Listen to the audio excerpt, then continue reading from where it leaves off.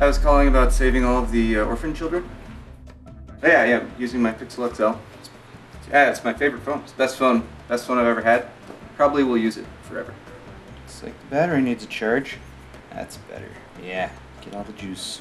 Such a nice heavy battery pack.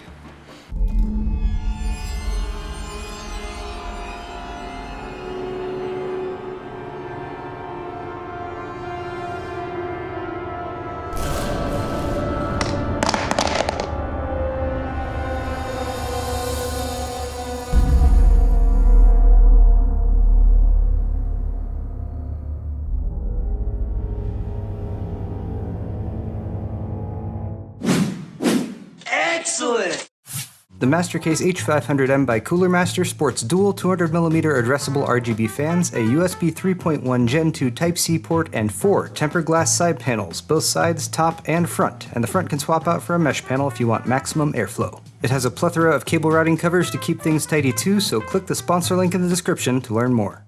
Well guys, as you can probably tell from that dramatic reenactment, I experienced a major tragedy, and this was actually just a couple days before I left for a 2-week trip to Europe, so it was very bad timing. This is my Pixel XL. Been using it for the past almost 2 years. It's been my favorite phone ever, and as I was holding it and charging it with this pretty beefy Rosewell 10,000 something, actually 13,000 milliamp hour battery, I dropped them somehow. The Pixel XL landed flat on hard surface, and the battery landed on the corner directly on top of it, providing this just epic smashed screen that you can see right here. I tweeted about it, and a bunch of people said, oh, you should try to fix it, which I am very much interested in doing. I couldn't at the time because I was about to leave for that trip, but since then, I checked on Amazon. I found a couple replacement screens. The entire LCD definitely needs to be replaced here. After being smashed, I was just getting a little bit of image on the screen, just a flat line, telling me that yes, power was still working, but the screen was completely unusable and was not displaying an image. And whereas the pictures I've taken on this phone are automatically backed up, which is part of the Google Pixel sales pitch to you, is that your pictures get automatically backed up, unlimited amount. I've actually been using a screen capture software on this phone to capture the Tesla app that I've been using to monitor my solar and Powerwall performance in anticipation of doing a follow-up video on that, which lots of people have been asking about. That stuff is not backed up, so I have captured video on this phone that I would really like to try to save. All that said, it's definitely worth my while to attempt to save this phone and possibly replace the screen. I do not know if there's further damage to this phone besides just the screen, because this was a pretty heavy piece of hardware that fell on top of it, and due to the behavior afterwards, I'm just not really sure. So I'm gonna take you guys through my repair process today. I have purchased this kit from Amazon. This is the No New Kit. I got it because it had a coupon, so it was 5% off. I found this Swark option. These are all around the $120 to $125 range.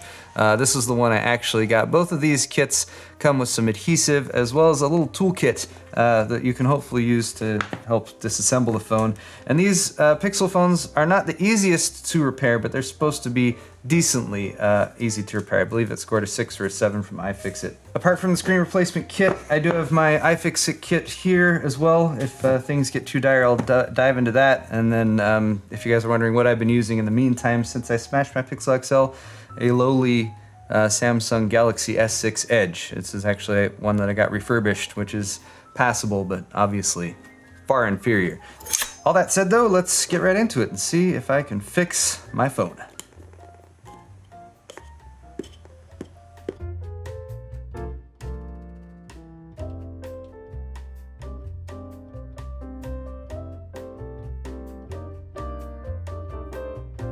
No instructions included in the box, so I referenced one of the many Google Pixel XL repair videos. It's already on YouTube, so obviously this video is a little bit redundant, but it's my experience. That's what's important.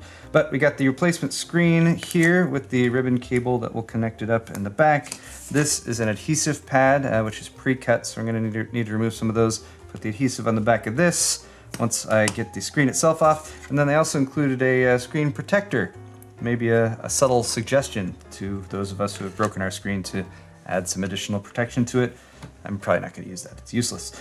Also got a small set of little screwdrivers and some spudgers and this little guy to remove your actual SIM card. SIM card's already been removed from this, so no worries there. The first step is going to be to loosen the adhesive. So for that, I have my heat gun. I'm just going to fire this up on low and maybe give us some help loosening the adhesive around the edges of the foam. Next step is to actually start prying the screen up. So we just need to make a little bit of space in between the edge. For that we will use our spudger. It's really that first breach you gotta make that's the hard one. Just break my spudger. Busting out the iFixit kit already. Already the cracked screen is coming apart. It's fine though. Take my guitar pick.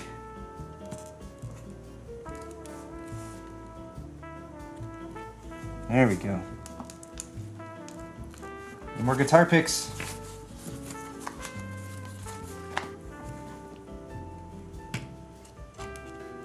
That's better.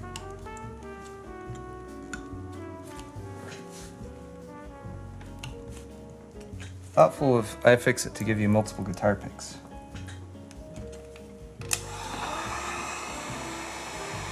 The heat has helped the adhesive to loosen a bit more. So I'm just sliding my guitar pick collection around the edges. But every time there's a crack, like it doesn't want to pry up again below that, so that's a part of the challenge.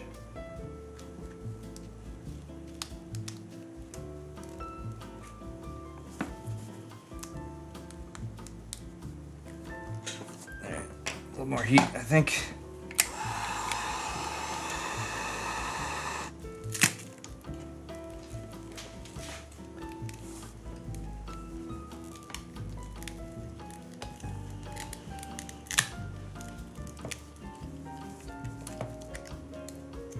Now, when they're replacing the screen in the screen replacement how-to videos, it's always like a completely fine, like unbroken screen they're replacing.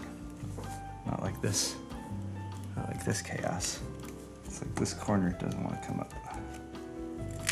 Oh, there we go. Yay! I took the brunt of the impact there, but the OLED behind it is also pretty messed up. Wow. Trying to see if the impact damaged anything beneath this. It's hard to say right there. So this is a Torx T4 that I'm using, which was not included in the little set of screws that they gave us. Screwdrivers.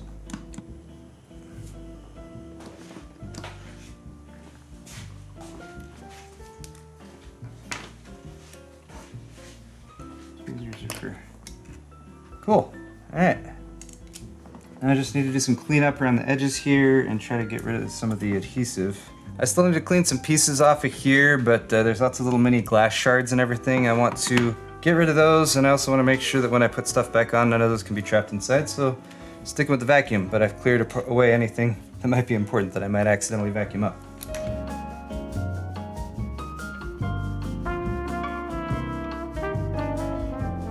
This is a Shark rotator vacuum, by the way. You guys want me to do a video on it? Over the vacuum videos?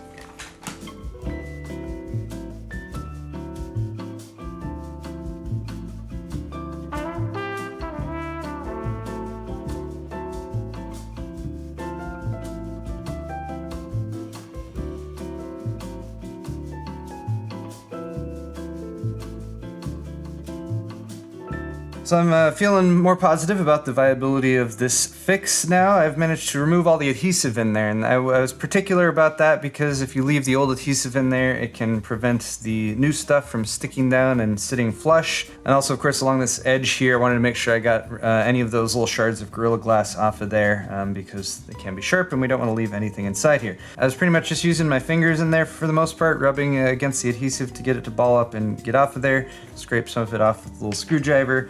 And then of course finished off by vacuuming any of the excess pieces. So next step is going to be this new adhesive, and this is actually a full piece, so I'm going to need to peel off the adhesive parts that don't need to go on there so that the adhesive parts that do go on there can go where they're supposed to, because there's a very thin strip around the edge that needs to go on and make sure we have good contact.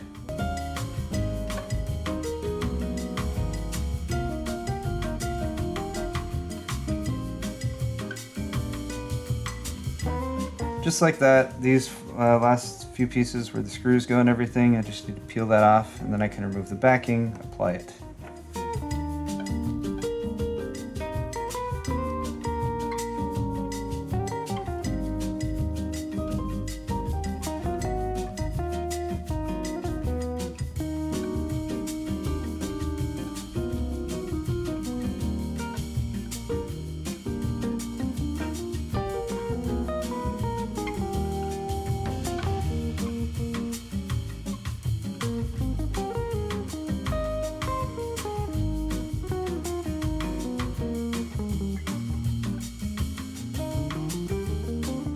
I sincerely hope that I have just repaired my Pixel XL.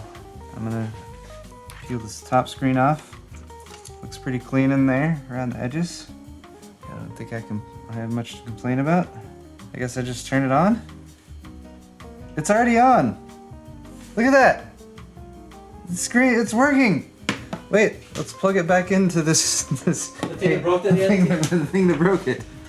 Which after this destroyed my Pixel XL's original screen, I immediately took it on our trip and used it for the next 2 weeks. Charging.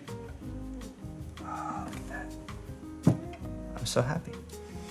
So have you ever been in a situation where you had a list of things to do and you knew you couldn't do thing B, C, D, and E because you hadn't done thing A first? That's kind of how I've been feeling with this cell phone situation. So I had no idea at the outset here whether or not this was going to be successful, so I am incredibly pleased that it is.